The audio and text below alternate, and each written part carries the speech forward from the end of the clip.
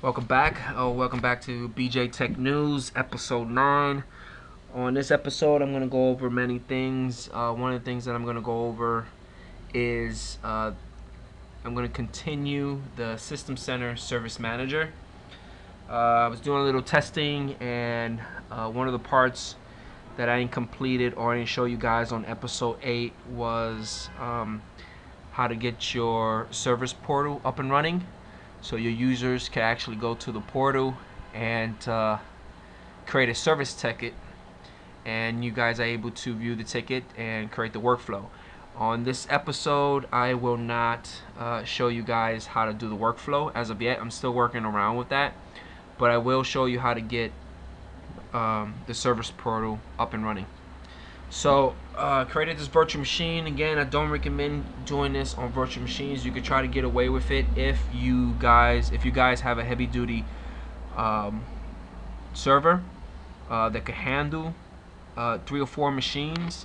For best practices, I think when you're dealing with the System Center Service Manager, it's good that you have your service management point on one server. You got your SQL on another server, which is the second server. The third server would be your data warehouse, and your last server, which would be your fourth server, would be your most likely your service management portal. So I created a virtual machine, real low tech. I think I already gave it. I basically gave it about 10 gigs of space. The installation only takes 1 gig. Again, it's not recommended to do these specs, but for this demonstration, I'm only doing it real short and sweet. The virtual machine only has 1 processor as well as 1 gig. So let's start. So the first couple of things that you need to do on your machine is, again, set up a time zone, blah blah blah, configure a network. All your virtual machines or your physical machines should have a static IP. All my virtual machines on this on episode 8 as well in this episode has assigned IP address. They're all getting an IP address from my DHCP. Provide a computer name, blah blah blah. I'm not going to configure any updates. There's too many updates to push out, so I won't push out the updates, but it's best practice if you have a physical machine up and running, you install the operating system, you want to push out all the updates that's on that machine, get it fully updated. There's a couple of things I want to do. Is I'm going to add a role and I'm going to add a feature. On the role, I'm going to add web services because the web portal does need IIS for it to run. So click on that, click on next. I want to do ASP.NET, do ASP, do basic authentication, Windows authentication, and we're good to go. Hit next, hit install, and give it time.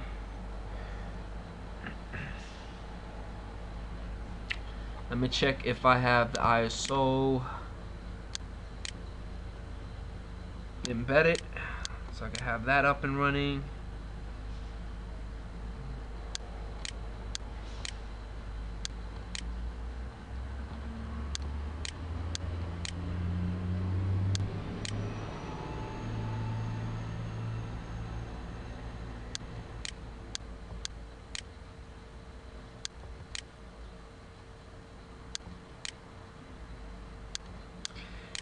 Now the account that I'm logged into this virtual machine is actually the account that that my management server is logged into.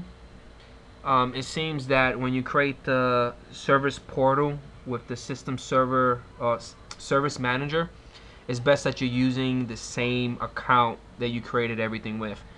For this demonstration, again, I basically use VMadmin. You don't have to use VMadmin. For best practices, you could create an Active Directory account. You could basically call it, like, service management admin, and just use that account to install your server management as well as your data warehouse. But make sure that account has rights on your SQL server, because again, that account needs to have access to create a database as well as configure a database and get it up and running on the SQL server for it to run properly. Okay, give one warning: if you're doing everything by best practices, most likely you have or pushed out all the updates on your server. For me, this is only for demonstration purposes. I didn't push out any Windows updates, so that's why I got a warning. And plus, my Windows updates is not enabled, so that doesn't really matter. I'm going to close it. We're going to add a feature, and the feature that I want to add is .NET. Add all the required features. Hit next. Install that. Service Manager. It looks like it deals with a lot of IIS stuff. With almost all the virtual machines with the demonstration with Service Manager, I had to install IIS or .NET.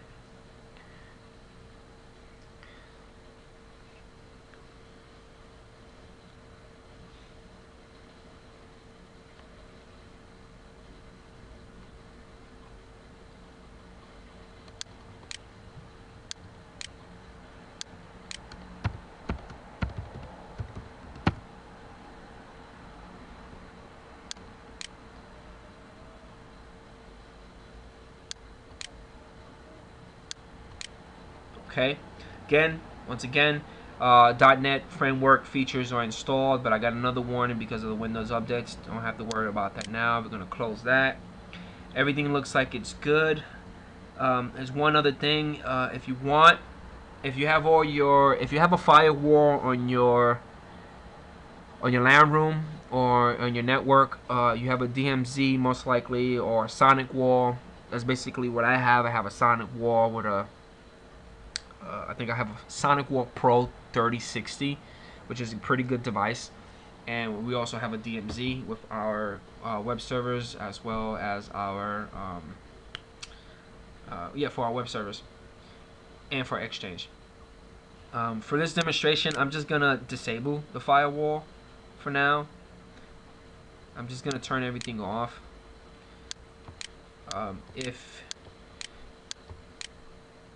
If your company does have a firewall, most likely disabling this on the server wouldn't be a problem, because again, you have a firewall that's dealing with all the incoming, outgoing traffic, so you really don't have to worry about that. So I'm going to disable it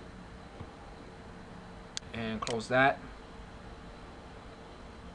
This should pop up. No problem. Close that as well.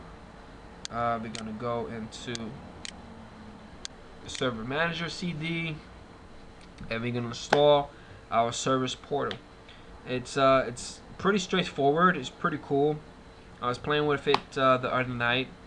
The only problem is I gotta try to figure out how to get Active Directory integrated with it, because when I was trying to log into it, I think because the way my network is set up with my lab environment, I had to log into it. I had to use a username and password to log into it.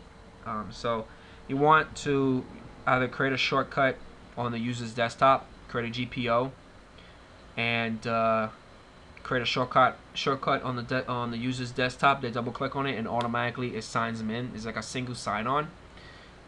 That's the approach that you want to go on with this. So the option that we want to do is install Service Manager Web Portals. Click on that. Give it a name. Give it the company's name. Read all that. You have time. You read all this. It's basically you signing your soul to Microsoft. Not really. Hit next. The installation normally takes about a gig. Again, by default, it goes to the C drive. If by any chance, if you configure your IIS to point to another partition, again, point it to that partition, but I'm just using all the defaults. But it requires a gig, and I do have enough, so I'm good to go. Hit next. Everything passed. Everything that needs to pass for me to continue passed. The only warnings that I have is memory and the processor. Again, this is just a testing environment, so it's not really a Power Edge server or a HP Blade for me to run all this stuff. Hit next. site portal. Now, you need to create a certificate, and that's one of the things that I forgot to do. And certificate is pretty cool. It's pretty easy to do, because this is mostly in-house. I could create a certificate for in-house purposes. So you want to open up your IIS, which is your Internet Information Services Manager. You want to go inside your local host, which is right here. You want to go down to SSL, or Security Certificates. There's nothing here. You want to create a self-signed certificate. Give it a name. I'm going to give it as, what is it? System Center Service Manager Cert. Hit OK.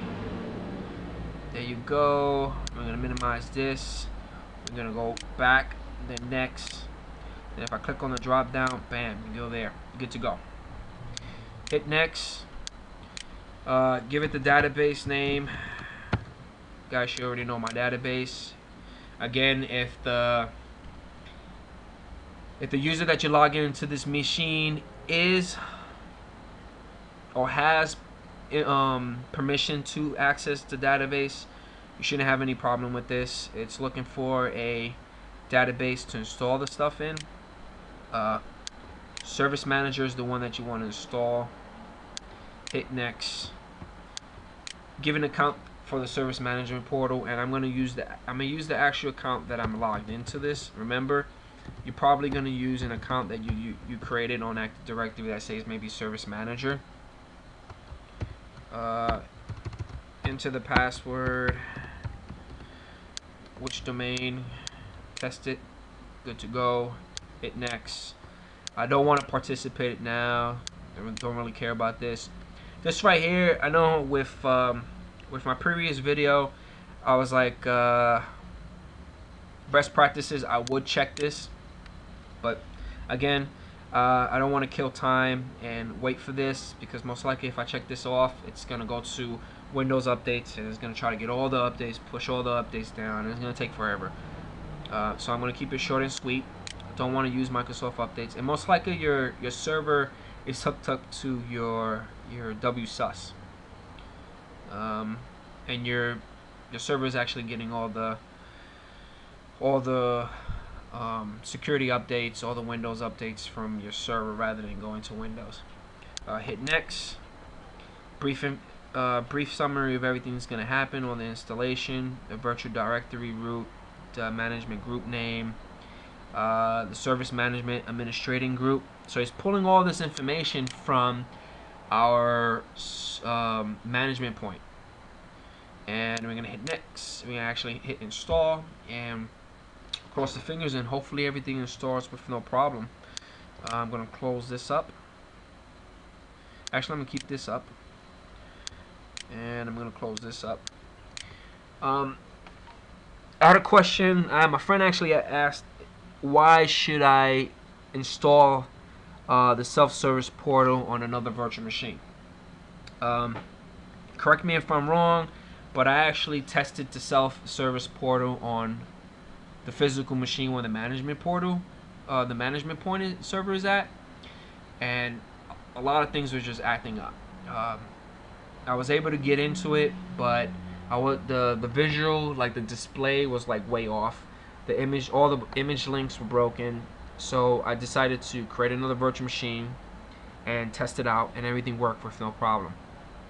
So I don't know if you're able to install everything in one physical machine and get away with it. I tried it and I was having issues. I don't know why.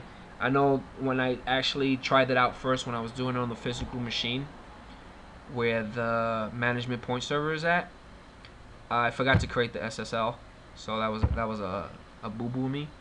But I kind of fixed my error, and I tried it on this machine and it worked.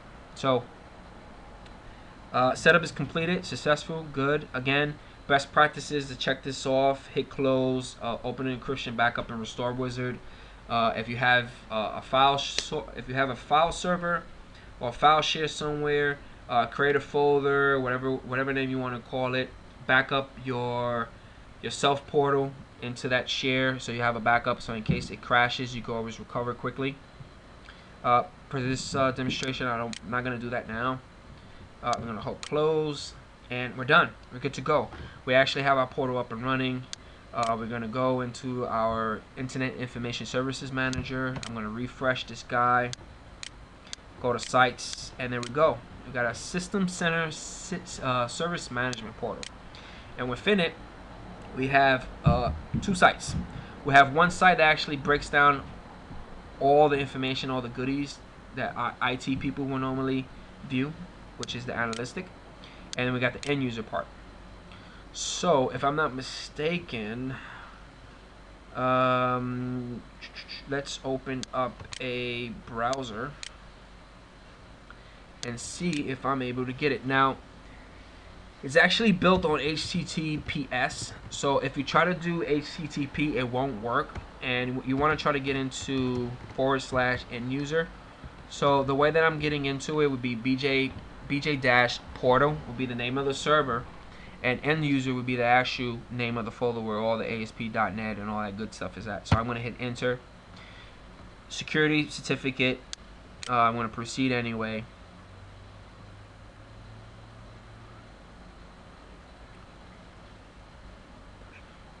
And again, this is the thing that I said before. I got to figure out how to integrate the service manager into Active Directory so it automatically picks up. And I think the reason this is happening because I'm actually using the physical internet browser or the Chrome browser on the laptop. I'm not doing it virtually. So that's why I have to log in. But I'm going to use the credentials that I use to install everything. And I should be able to get in.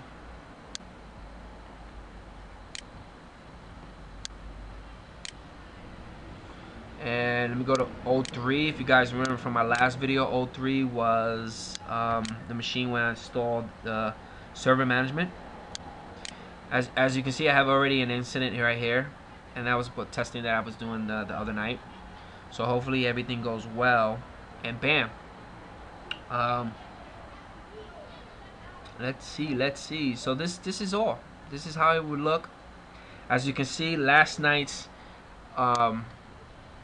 incident I created is still there, which is pretty cool because I actually snapshot and reverted back to the stable version of my virtual machine, and I just reinstalled it just now, and it still took this information, which is pretty cool. Just to show you guys how everything works, I'm just gonna show you. Let's create a request. I think for my knowledge, and I believe, don't quote me on this, but I think you can actually change all this on the way that you like. I think you could put your company logo here. You know, alternatives. I'm gonna go. Let's say contact me at I don't know, bjtech@bjtech.org. I need help with a problem. Again, this is all stuff that you guys could fill in. What is it? IP address is not resolved issue. I am not getting an IP address on my machine. Whatever. Urgency, let's make it high. If you have a file, this is kind of dangerous because you got to be careful with this, because most likely if there is a limit, but you got to make sure if you're using this with a lot of users, if you're using this in a corporate world with about 3,000 plus users and then doing attachments, your backend has to have enough storage to save all that stuff. Because most likely your end user will always go back into the to the self-service portal and try to retrieve the image or retrieve that document. So it's always good on your backend that you have a large amount of storage to keep all this stuff safe as well. Backup. You always want to make sure you back up everything. Let's continue. Hit next. Breaks down the information of what's going on, the date, the time, urgency, request type, the title. No attachments on this one. The details, contact information, the category, everything. So submit, and right here you should view all your recents, and then you minimize this, and we go back into our management server, refresh it, and you should see the second ticket. Double click on the second ticket. And again, I haven't taken the time to actually go over the workflow of how Service Manager works. I know the way the workflow would be, if there's like a certain area, like if it's networking, all the tickets will go to our networking person. If it's for Macintosh stuff, it will go to the Mac person. So I haven't really got into that yet, but so far so good. Everything looks pretty good. I don't know. Again, I haven't played around with this as much. I think this right here would be if it was, if I have what is it, Microsoft Communication or Link server hooked up, this probably would turn green or red.